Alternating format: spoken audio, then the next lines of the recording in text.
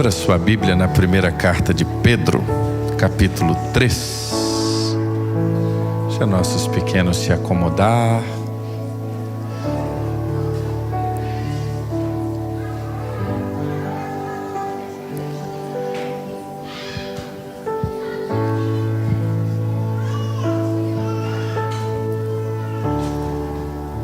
Meus irmãos, lembre esta semana de estar em oração por esse nosso grande desafio que é a nossa estrutura.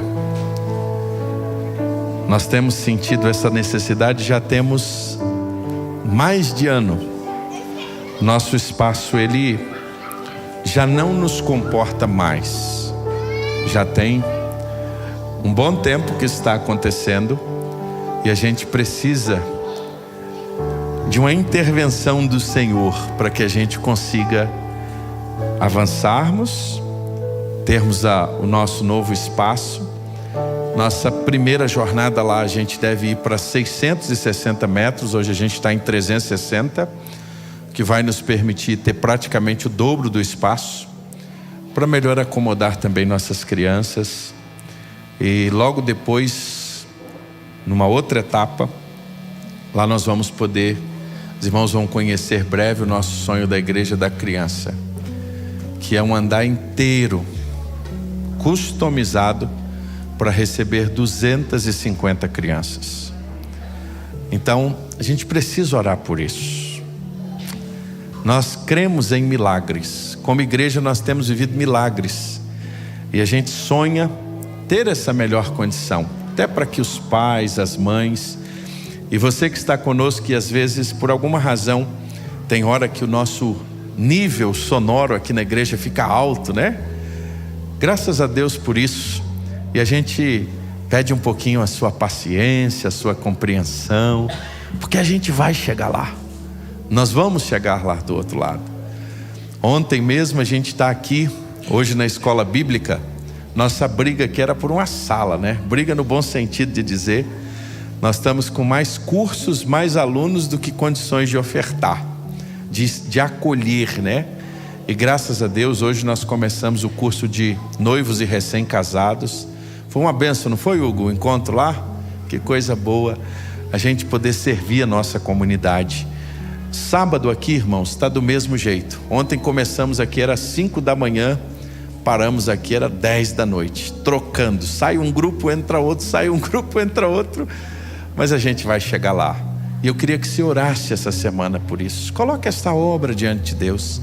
Deus é dono de todo ouro, de toda prata. Ele é o Deus que faz milagres. Eu me lembro que um dia nós reunimos para ver um terreno. Nós ainda estávamos lá na primeira loja. E quando a gente chegou à conclusão só da parcela do terreno, o que a gente tinha de entrada naquela época não dava nem para pagar a parcela. E a gente então terminou aquela reunião, acho que a irmã Sirlene estava nessa reunião. Nós oramos e fomos para casa, mas cheios de esperança. Hoje nós já pagamos 19 do terreno, graças a Deus. E vamos começar a obra, irmãos. Esse é o Deus que supre, é o Deus que faz milagres. Isso sem deixar de fazer a obra missionária, isso sem deixar de fazer aquilo que Ele nos mandou fazer. Então, essa semana, ore por isso. Coloque diante do Senhor e diz assim: Deus, Tu és o Deus de milagres, o Senhor é o dono do ouro, da prata. Irmãos, nós não queremos construir um templo para nós mesmos, não. Nós queremos aumentar a capacidade do balé, que já não tem condições. O jiu-jitsu já está quase sem condições de receber novos alunos. Todas as áreas que nós estamos mexendo aqui, nós chegamos num ponto que não tem mais o que fazer. Então nós precisamos de espaço. E Deus já está sinalizando isso para nós. Vamos estar em oração. E o nosso Deus é o Deus de milagres. Abra sua Bíblia na primeira carta de Pedro. Fique com a sua Bíblia aberta. O pastor tem te incentivado a você se tornar um estudante da Bíblia, não só apenas um leitor, mas um conhecedor das Escrituras. E é por isso que nós seguimos expondo a Bíblia, versículo a versículo, capítulo a capítulo. E agora no mês de abril, então, a gente vai avançar para fechar pelo menos a exposição até o capítulo 4 da primeira carta de Pedro. Esse ano nós estamos falando do ano da santidade. A palavra santo significa separado. E nós vimos domingo após domingo como a expressão ser santo, ela se manifesta na nossa vida. Um crente em Cristo Jesus, um discípulo de Jesus, o seu chamado é ser parecido com Ele. É muito mais do que uma religião, é muito mais do que uma placa de uma igreja, é muito mais do que tudo isso que nós vemos. Mas ser discípulo de Jesus é justamente quem nós somos quando ninguém nos vê. Essa é a questão. É uma vida transformada, é ser parecido com o Senhor, é ser próximo dEle. É disso que Pedro estava dizendo. E nas últimas 5 mensagens, nós aprendemos de maneira muito especial sobre como essa santidade se revela nos nossos relacionamentos. O papel do homem, o papel da mulher, nosso papel do trabalho, né? Como a gente vai se servir a Deus através do nosso trabalho. O trabalho não é um problema, o trabalho é uma bênção na nossa vida. A gente viu também a questão na última semana da igreja, como a santidade se revela para nós no nosso relacionamento na igreja. Hoje, Pedro continua. E Pedro hoje ele fecha o capítulo 3, tratando de um dos assuntos mais desafiadores para o ser humano, que é o sofrimento. Não é fácil falar de sofrimento. Não é fácil lidar com o sofrimento. Não é fácil pregar sobre o sofrimento. Pedro vai terminar o capítulo 3 ensinando acerca do sofrimento. E a teologia do sofrimento, ou seja, o estudo acerca de Deus, aquilo que se relaciona com o sofrimento nas Escrituras, no contexto em que nós estamos no Brasil, nos últimos anos, tem sido ensinado de uma maneira muito distante do que as Escrituras ensinam. O que nós temos nos últimos anos acerca de sofrimento, principalmente no contexto evangélico brasileiro, é o ensino que crente não sofre. E crente, quando sofre, isso tem alguma relação com um pecado cometido. Será se a Bíblia ensina isso? Será se é essa a teologia, o ensino que as Escrituras nos apresentam acerca do sofrimento? Como pastor, nesses 24 anos de caminhada ministerial, por quantas vezes ao atender alguém, ao ouvir, a caminhar e começa a ouvir alguém com sentimento de culpa terrível por estar enfrentando uma circunstância de vida e talvez levar para si um sentimento de culpa como se aquela circunstância ou aquele sofrimento fosse fruto de um pecado, e um pecado até mesmo que ele não cometeu. Chega ao ponto de nós termos doutrinas totalmente antibíblicas, como por exemplo a maldição hereditária, dizer que você vai pagar pelo pecado do seu avô. Seu avô errou e você vai receber de fato a consequência desse pecado. Biblicamente nós não temos respaldo para isso, mas como nós vivemos numa cultura evangélica brasileira, aonde nós perdemos o hábito de leitura da Bíblia, aonde nós perdemos o costume de ler e conhecer as Escrituras, até mesmo quando um pastor está pregando, nós já não temos mais nem o hábito de abrir a Bíblia e ver se o que ele está pregando está na Bíblia. É por isso que eu insistentemente tenho dito aos irmãos: vejam se o que o pastor está pregando está na palavra de Deus. A gente antigamente dizia assim: procure uma igreja mais perto da sua casa. Hoje a gente diz assim: procure uma igreja que seja perto da Bíblia, que pregue a palavra, que verdadeiramente não distorça o ensino das Escrituras. O que Pedro estava preocupado era isso. Pedro estava ensinando, e a quem Pedro está escrevendo? Pedro está escrevendo a uma igreja que estava sendo perseguida, uma igreja que estava sendo acusada. Roma tinha sido queimada, tinha pegado fogo, nós vimos isso lá no início, e então os cristãos agora estão sendo acusados de serem aqueles que colocaram fogo em Roma. Os cristãos estão sendo acusados, por exemplo, de serem canibais, porque eles comiam o corpo e participavam do sangue de Cristo. Olha que acusação totalmente, mas uma loucura, uma transloucura sobre isso. E então essa igreja, ela está sendo perseguida, e esses irmãos vão mundo afora.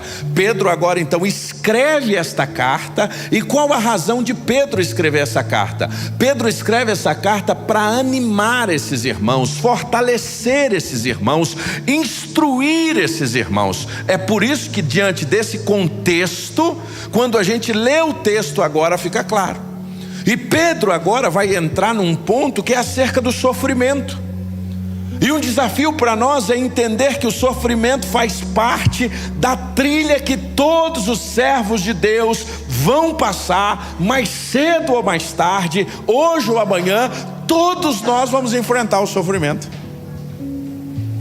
Isso é indiscutível. Todos nós, de alguma maneira, vamos enfrentar o sofrimento. E há 3 formas pelas quais nós enfrentamos o sofrimento. Primeira delas, nós estamos no mundo caído. O pecado. O homem foi afastado de Deus por causa do pecado. E o mundo, este mundo mau, nós temos a consciência que o mundo foi quebrado por causa do pecado. Desde Gênesis capítulo 3, quando o pecado entra no mundo, a dor, a doença, a morte, de forma injusta, passaram a fazer parte da experiência humana, de maneira dolorosa. E esse tipo de sofrimento não é necessariamente fruto de, podemos assim dizer, de algo que você fez errado, mas é uma condição de uma humanidade caída. O sol que nasceu hoje, ele nasceu para você, nasceu para o irmão que está do seu lado. Mas a enfermidade, o seu irmão que está do seu lado enfrenta, e você também enfrenta. Não é assim? Isso é consequência de quê? De um mundo caído. É por isso que Paulo, quando ele escreve aos Romanos, ele vai dizer que a natureza geme, um ambiente marcado pela corrupção, pelo pecado. É por isso que Jesus foi claro em dizer: no mundo vocês vão enfrentar aflições. Isso é fato. Todos nós enfrentamos a aflição, todos nós enfrentamos a luta, todos nós enfrentamos a dor, consequência do pecado. Não tem quem seja melhor, quem seja pior. É por isso que o que nos iguala é a morte. O que nos iguala é a morte. Pode ter recursos, e o homem tenta de todas as maneiras, mas ele não consegue. A morte nos iguala, consequência do pecado. Morre o rico, morre o pobre. Morre o negro, morre o branco. Morre o alto, morre o baixo. Todos nós enfrentamos o sofrimento. Esse é um tipo de sofrimento. Segundo sofrimento que a gente pode enfrentar, aquele que a gente pega com a própria mão, aquele que a gente ocasiona. Muitos dos sofrimentos que nós passamos é fruto das nossas escolhas. Escolhas erradas, escolhas equivocadas. Fazemos coisas que não agradam ao Senhor. E como nós vivemos a lei da semeadura, o que é a lei da semeadura? Tudo que o homem plantar, ele vai. O problema é que às vezes a gente planta abacaxi e quer colher tomate, e não tem jeito. Quem planta abacaxi vai colher abacaxi. É mais ou menos assim: eu pego o meu crédito do cartão de crédito, o nome já diz, e eu começo a passar, e eu vou esquecendo. Aí chega a fatura e eu digo assim: olha, o inimigo agora está se levantando contra a minha vida. Não, não é o inimigo não, é você mesmo. A gente até brincou mais cedo aqui na primeira celebração, ainda falamos assim: bacon é vida. Falando em bacon, já está passando o cheiro aí, né? Mas toda alimentação excessiva de todos nós pode nos levar a um caminho mau. E lá na frente a gente olha para trás e diz assim: poxa, é o inimigo que se levantou? Não, foram as escolhas que eu fiz. Só que às vezes, como nós somos da descendência de Adão, qual é a característica da descendência de Adão? Termos a dificuldade de assumir o nosso erro. E às vezes, quando nós sofremos, muitos dos nossos sofrimentos são fruto das nossas escolhas. A gente fez escolhas ruins, nós fizemos escolhas equivocadas. Quantos de nós ainda solteiros, o pai e a mãe disse assim: não vai por aí, não vem por aqui, não começa esse namoro. E aí você diz assim: olha mãe, eu sei. Aí lá na frente, lá em Minas Gerais, a gente diz assim: deu com burro na água. Aí quando dá com burro na água, vem a consequência. Aí a gente começa a dizer: oh Deus. Não, tinha que ter ouvido a Deus antes de tomar a decisão. Tinha que ter ouvido a Deus antes. Esse é o sofrimento que nós ocasionamos. Agora tem um terceiro tipo de sofrimento. Primeiro, fruto da queda humana. Segundo, o que nós ocasionamos. Agora Pedro vai falar aqui de um outro sofrimento. Que sofrimento é esse? Quando nós pregamos o nome de Jesus, quando nós, por causa do nome de Jesus, passamos a ser perseguidos. Esses irmãos estavam sendo perseguidos por causa do nome de Jesus. Esses irmãos estavam sendo perseguidos porque eles tinham se posicionado no mundo da época. E se você notar, e se você está com a sua Bíblia aberta, Pedro vai falar sobre isso. E quando a gente fala de sofrimento, irmãos, sofrimento nas Escrituras é tão comum, é nós que às vezes não lemos a Bíblia. Pega, por exemplo, vamos pegar o exemplo de Jeremias, o profeta Jeremias. Eu estou agora lendo Jeremias mais uma vez, e esta semana eu li isso. Quando Jeremias, ele é usado por Deus para denunciar e dizer para o povo que o povo deveria se arrepender. Qual foi o fruto de Jeremias fazer a vontade de Deus? Foi preso. Como se não bastasse, o próprio povo pegou Jeremias, no meio do pátio da guarda tinha uma cisterna vazia, jogaram ele dentro da cisterna para ele morrer. Lá tinha lodo, tinha barro. Imagine a cabeça de Jeremias servindo a Deus, cumprindo a vontade de Deus, e agora sofrendo, sendo lançado no meio de uma cisterna. Deus levanta o etíope, porque Deus é assim, ele sempre dá o escape de maneira bondosa. O etíope lembra, clama ao rei, e então Jeremias é tirado de lá. Mas na nossa lógica humana e na teologia pregada no Brasil agora, nos últimos anos, Jeremias não poderia sofrer. Jeremias estava em pecado. Será se estava?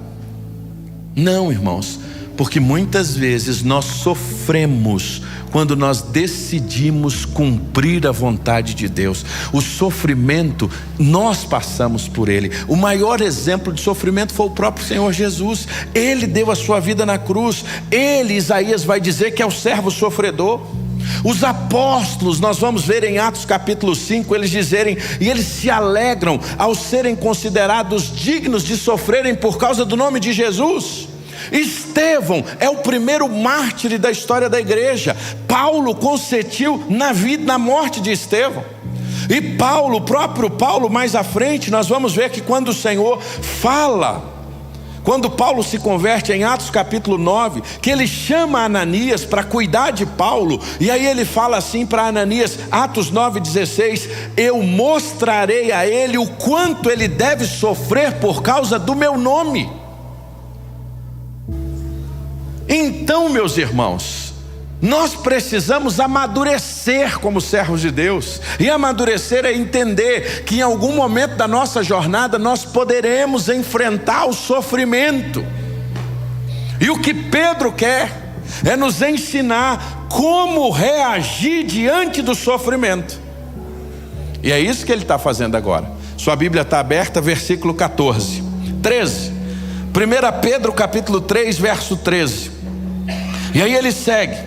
E agora ele vai dizer assim, a partir do verso 13: quem é que desejará lhes fazer mal, se vocês dedicarem a fazer o bem?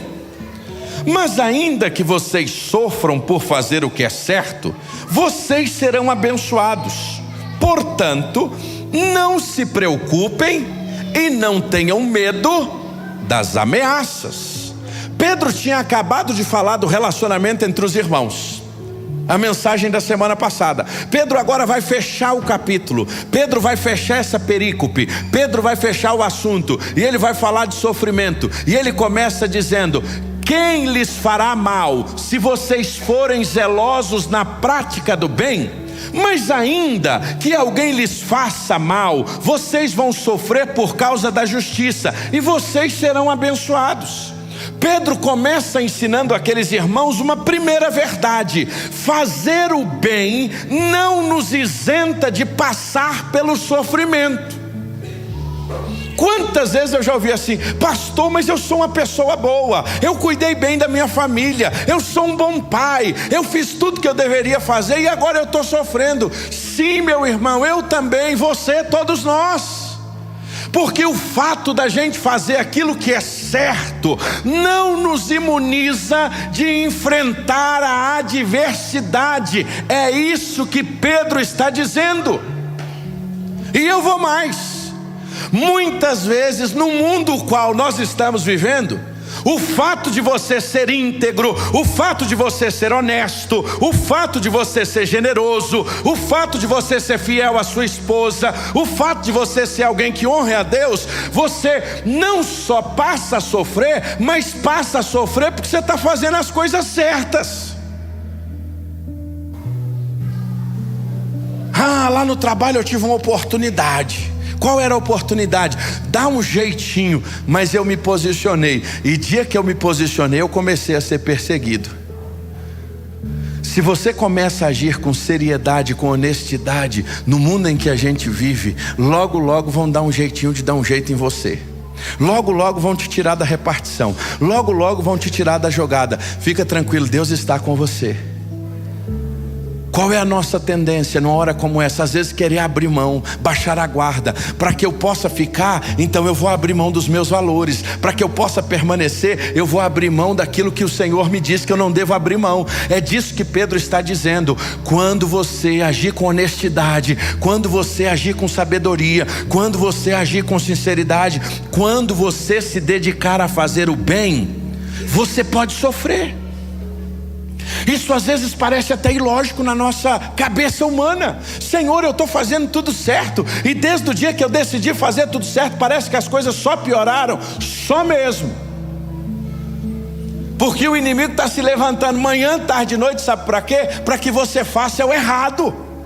Você se posicionou. E você se posicionou para ir contra a maré. Você está indo contra o que todo mundo acha que é normal. E Pedro estava dizendo: quando vocês desejarem fazer o bem, dedicar-se a fazer o bem, olha, vão ter sofrimento, mas saiba de uma coisa: não se preocupem, não tenham medo das ameaças, vocês serão abençoados. Jesus vai dizer em João 8, irmãos: se o mundo os odeiam, lembre-se que primeiro o mundo odiou a mim. Jesus falando para os seus discípulos no capítulo 15 de João, numa conversa muito íntima, ele vai dizer: olha, se o mundo está odiando vocês, se o mundo está detestando vocês, fiquem tranquilos, porque antes de detestar vocês, o mundo me odiou. Foi esse mundo que me levou à cruz. Jesus é claro a nos ensinar através das Escrituras que quem é amigo do mundo é o quê? Quem é amigo do mundo? Ou seja, quem é amigo de Deus é inimigo do mundo. Do mundo aqui são valores, são sistemas, é a corrupção, é tudo isso que está ao nosso redor. É disso que Jesus estava falando. A partir do momento que você se torna amigo de Deus, quando você começa a agir como Deus espera que eu e você possamos agir, pessoas vão se levantar de alguma forma, e aí é um nível de perseguição que Pedro está dizendo. E aí ele diz: não se preocupe, porque Deus vai abençoar vocês. Não se preocupe, porque Pedro estava vendo um povo que estava sofrendo. E essa é a primeira lição que Pedro ensina: fazer o bem não nos isenta do sofrimento. Eu queria que você repetisse isso comigo: fazer o bem não nos isenta do sofrimento. Vamos mais uma vez: fazer o bem não nos isenta do sofrimento. É isso que Pedro acabou de ensinar. Só que ele segue, olha o verso 13 agora: Em vez disso, consagrem-se a Cristo como o Senhor da vida. Se alguém lhes perguntar a respeito de sua esperança, esteja sempre preparados para explicá-la. Façam-no, porém, de modo amável, respeitoso. Mantenha sempre a sua consciência limpa.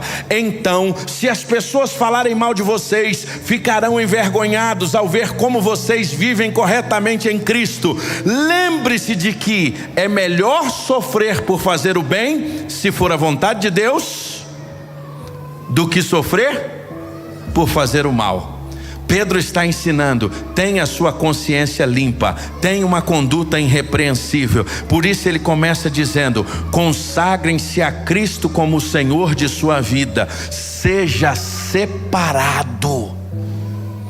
Pedro agora vai dizer: seja separado, seja santo. Ser santo não é ser perfeito, ser santo não é errar mais. Ser santo, ser consagrado ao Senhor, é não ter mais prazer no pecado. É isso que Pedro está ensinando. Ou seja, diante do sofrimento, diante da acusação, diante da pressão, o cristão deve continuar firme, servindo ao Senhor. E aí uma coisa, não só servindo, mas sempre pronto a responder com mansidão. Ele ainda vai dizer: responda a estas pessoas que te acusarem, responda a essas pessoas que falarem mal de você. Esteja preparado para explicar a razão da sua esperança. Sabe por quê? Eles vão falar mal de você, mas você vai tratá-los de uma maneira tão especial que no final eles vão ficar envergonhados. Irmãos, seguir a Jesus, a régua é alta. Participar do movimento evangélico é uma coisa, seguir a Jesus é outra. É disso que Jesus está dizendo, que a nossa vida precisa refletir o caráter de Cristo. A nossa vida, seja lá no quartel, Gustavo, seja no trabalho, Léo, seja onde for, o Senhor está dizendo: olha, vão falar mal de você, mas esteja pronto para responder, e responda com mansidão, responda com temperança. Sabe por quê? O seu testemunho diante daquelas pessoas vai ser tão alto, que quem tiver ao redor vai dizer: olha, nós não temos como acusar essa pessoa, não tem jeito de acusá-lo, porque a vida dele é uma mensagem. A vida dele fala muito mais do que as suas palavras. Lembra de Daniel na Babilônia? O que aconteceu com Daniel? A vida de Daniel falou muito mais. O exemplo de Daniel falou muito mais. Foi o silêncio e a fidelidade de Daniel que fez a diferença, irmãos. É disso que o Senhor está dizendo. Nós precisamos ter uma consciência limpa e uma conduta irrepreensível, do que as pessoas não tenham do que nos acusar. Não estou dizendo que a gente é perfeito, não é isso. Mas às vezes a gente dá muito lugar, irmãos. Às vezes a gente abre brecha, irmãos. Quantas vezes a gente aceita coisas que não deveria aceitar? Estamos assentados a mesas que não deveríamos estar. Estamos em rodas que nós não deveríamos estar. E quando nós estamos e abaixamos a cerca e abrimos concessões,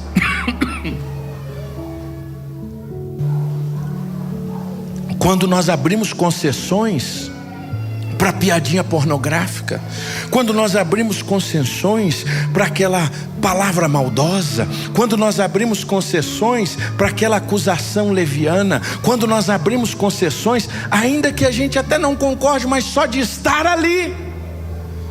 O que o Salmo 1 vai nos dizer? Para nós não assentarmos à roda dos... Antes o seu prazer seja na lei do Senhor. Às vezes nós podemos estar assentando em rodas que não são as rodas. E é disso que Pedro está dizendo: olha, você precisa estar firme, ter uma consciência limpa, ter uma consciência e uma conduta irrepreensível.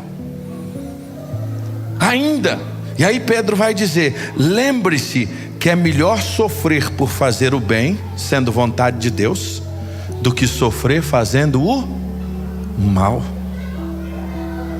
Irmãos, a Bíblia é maravilhosa demais. Nosso mestre Jessé, que nos ensinou as Escrituras, pastor Masatoshi, sempre disse: nós não precisamos de outra coisa, a Bíblia é suficiente. Olha o que Pedro continua, verso 18 a 20, para a gente caminhar para o fim. Primeira lição: fazer o bem não nos imuniza de enfrentar o sofrimento. Segunda lição: manter a consciência limpa, uma conduta irrepreensível, não ter do que as pessoas nos julgar. Agora Pedro vai dar um exemplo, o exemplo supremo de sofrimento. E o exemplo supremo de sofrimento que dá não é o dele. Ele não diz: eu estou sofrendo por causa do nome de Jesus. Ele vai dar o exemplo do próprio Cristo. Olha o que ele vai dizer: pois Cristo também sofreu por nossos pecados, verso 18, de uma vez por todas. Embora ele nunca tenha pecado, ele morreu pelos pecados, pelos pecadores, a fim de conduzi-los a Deus. Pedro vai nos apresentar que o maior exemplo de todos os tempos de alguém que sofreu injustamente foi Jesus. E ele não tinha pecado, ele não tinha do que ser acusado, mas ele tomou sobre si os nossos pecados, ele morreu pelos pecadores a fim de conduzi-los a Deus. Diz a Bíblia que ele sofreu a morte física, mas ele foi ressuscitado pelo Espírito. E aí Pedro, de maneira preciosa, vai nos apresentar, meus irmãos, que o maior exemplo de alguém que sofreu em todos os tempos é o Senhor Jesus. E ele sofreu pela nossa salvação. Ele poderia ter recuado diante do sofrimento, mas ele mostrou o seu grande amor por nós. A cruz não foi um erro ou um fracasso. A cruz foi o maior ato de amor que a humanidade pôde conhecer. É por isso que a Bíblia vai dizer que Deus amou o mundo de tal maneira que deu o seu único filho, para que todo aquele que nele crê não pereça, mas tenha a vida eterna. O sofrimento que Cristo passou tinha um propósito de gerar vida, de trazer transformação e mudança.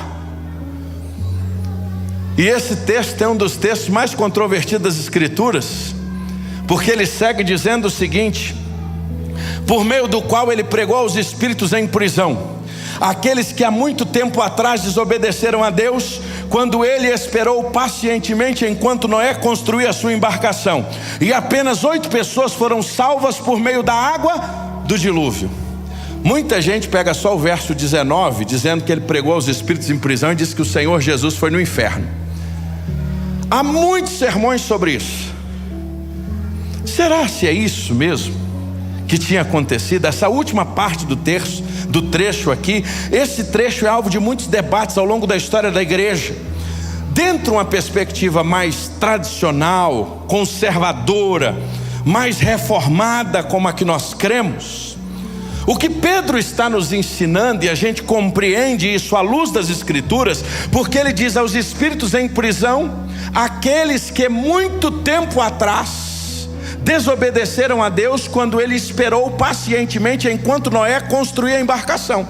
Ele faz uma relação desses desobedientes com relação à arca. Se a gente pegar apenas um texto isolado, ele pregou aos espíritos em prisão, a gente pode dizer aí o que quiser.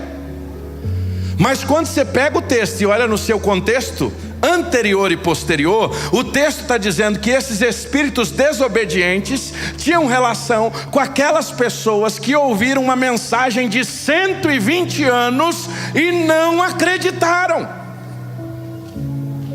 Esse texto tem a relação, meus irmãos, é com a graça de Deus, que desde o Antigo Testamento está sendo manifestada. Noé é um exemplo disso, da graça manifesta. E ele pregou, e enquanto ele construía a arca, ele anunciou que o juízo de Deus haveria, a ponto de no fim, somente ele e a sua família entrarem na arca. Ninguém acreditou. E o Senhor está nos mostrando agora, Pedro está nos dizendo, aqui não é que Jesus tenha ido ao inferno pregar aquelas pessoas, mas aqui o que o Senhor está nos ensinando por meio de Pedro, é que por meio de Noé, a graça foi manifestada, e aqueles espíritos lá atrás, aquelas pessoas que ora não aceitaram, agora eram espíritos de fato em prisão, porque eles tinham morrido longe da graça de Deus. E a palavra de Deus vai nos dizer que após a morte, o homem segue-se ao juízo.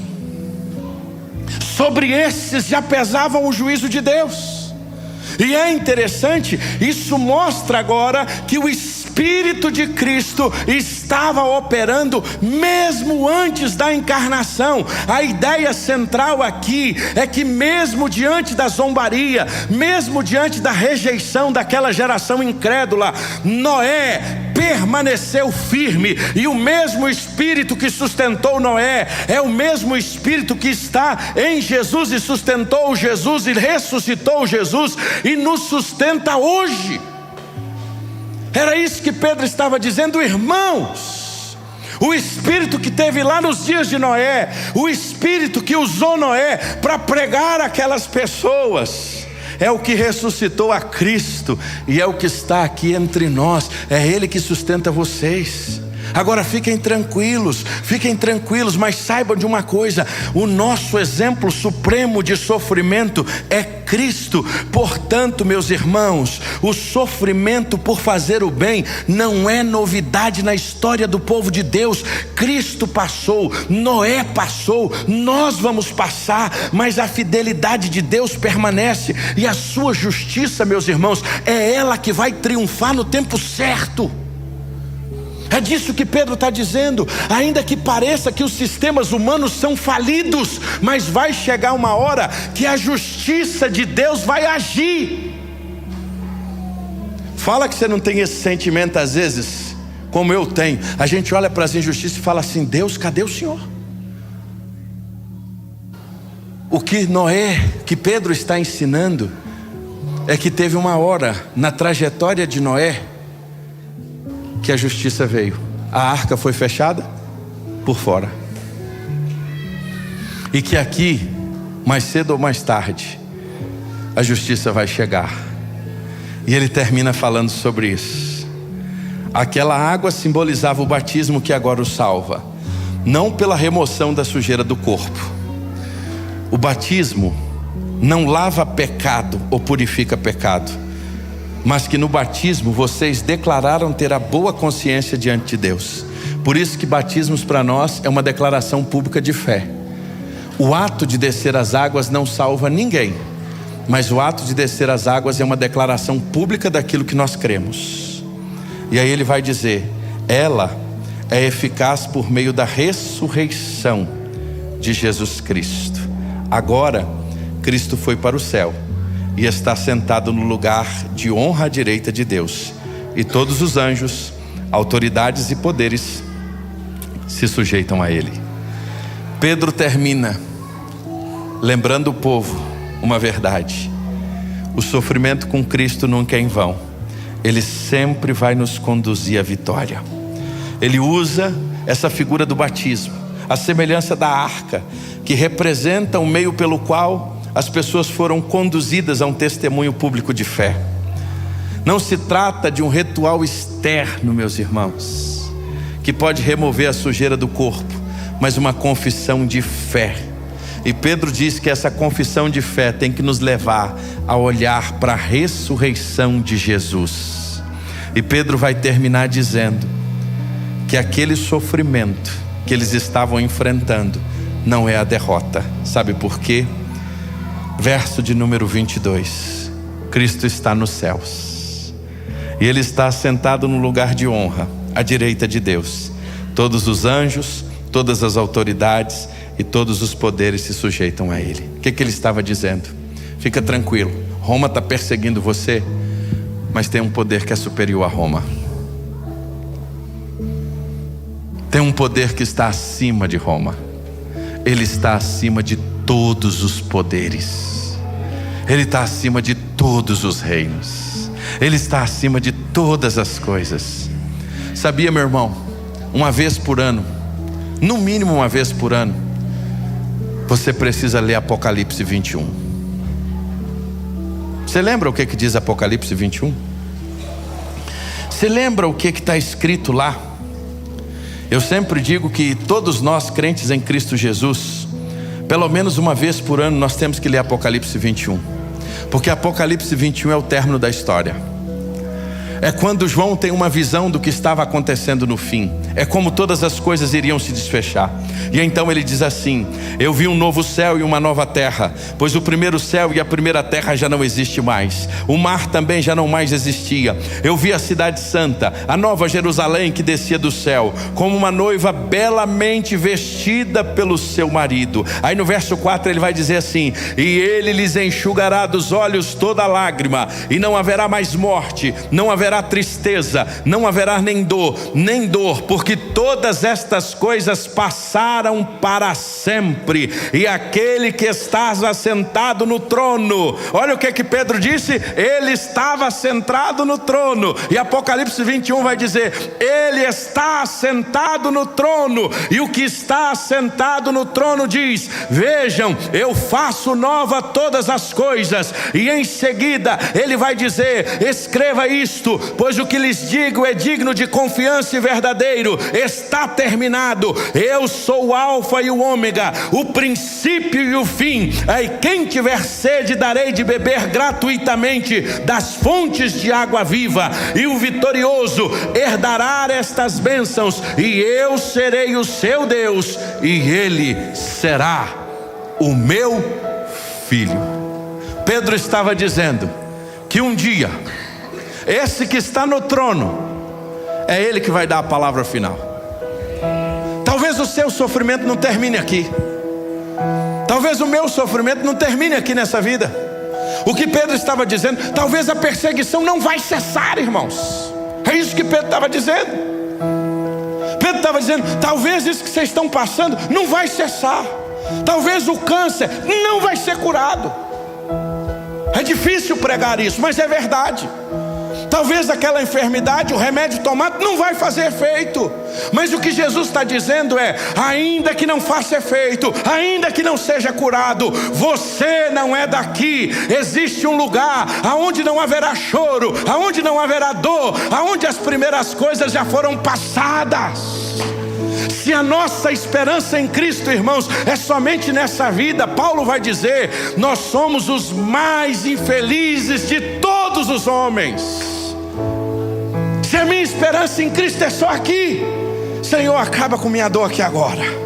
Se a minha esperança em Cristo é só agora, irmãos, nós somos os mais infelizes de todos os tempos. Sabe por quê? Cristo não é o gênio da lâmpada, querido. Não é aquele que você passa a mão e diz assim: plim, o que queres que eu te faça?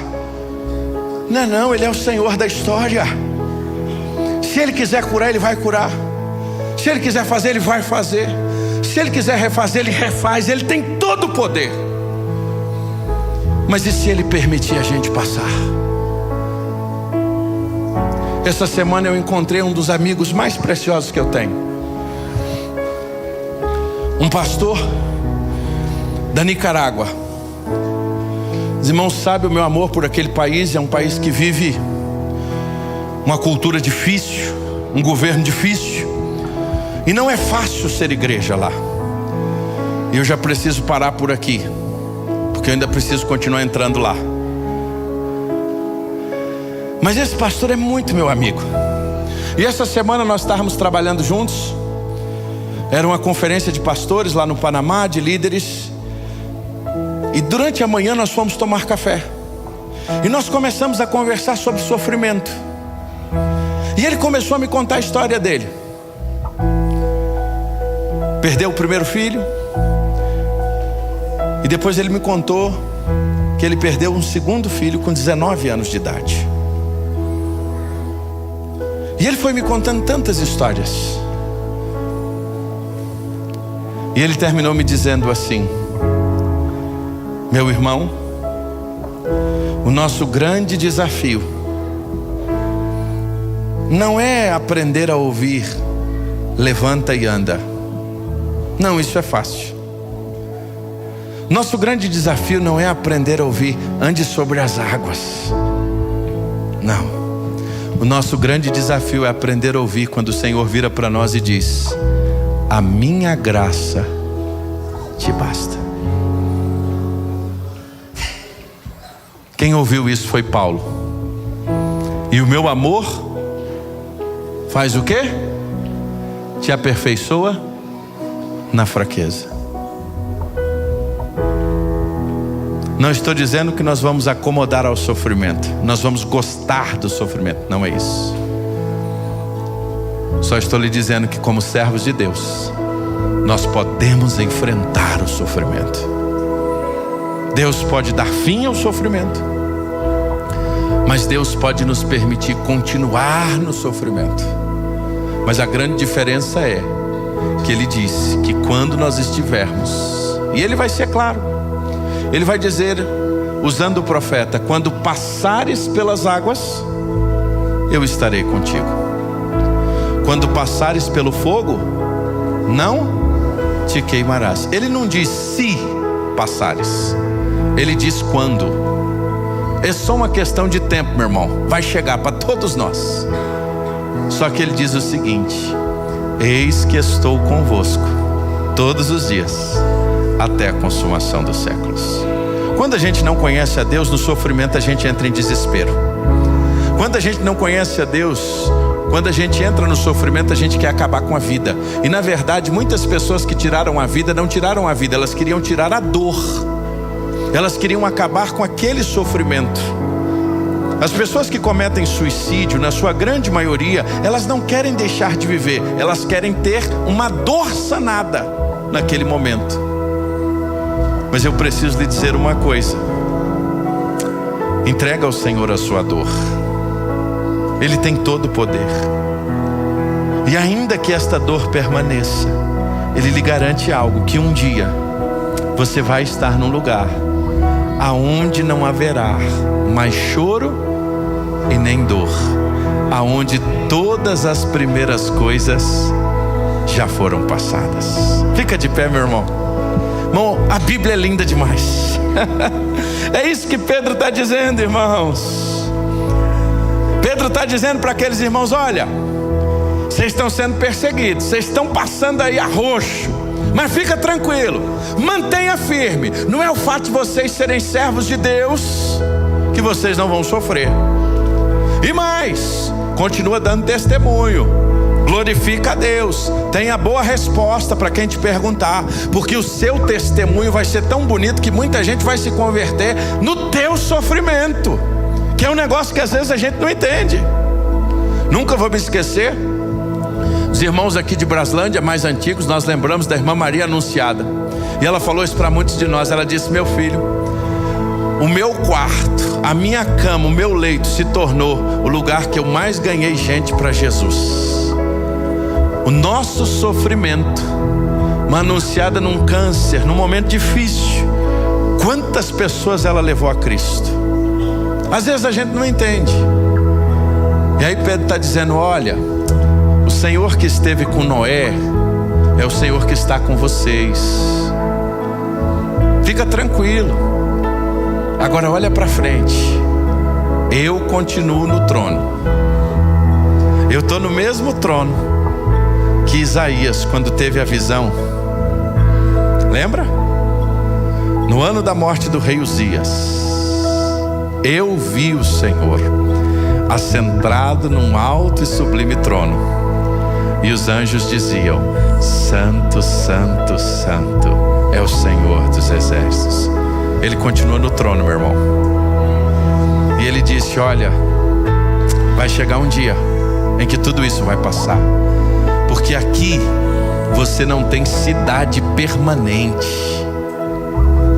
Oh, aleluia! Nós só estamos de passagem, mas nós vamos para um lugar aonde não haverá choro, aonde não haverá dor, aonde todas as primeiras coisas já foram passadas. Eu queria te convidar a cantar essa canção. Essa canção para nós aqui na igreja, ela se tornou uma oração na pandemia. E olha que eu nem combinei com Derlei essa semana, Tivesse combinado, não tinha acertado. As coisas do Espírito é boa assim, né? E Ele separou essa canção para a gente cantar hoje. E agora que eu me dei conta, essa canção é uma canção que você que está aqui na igreja há mais tempo, você vai lembrar. E eu queria que você adorasse ao Senhor de todo o teu coração agora, exaltando a Ele com essa canção.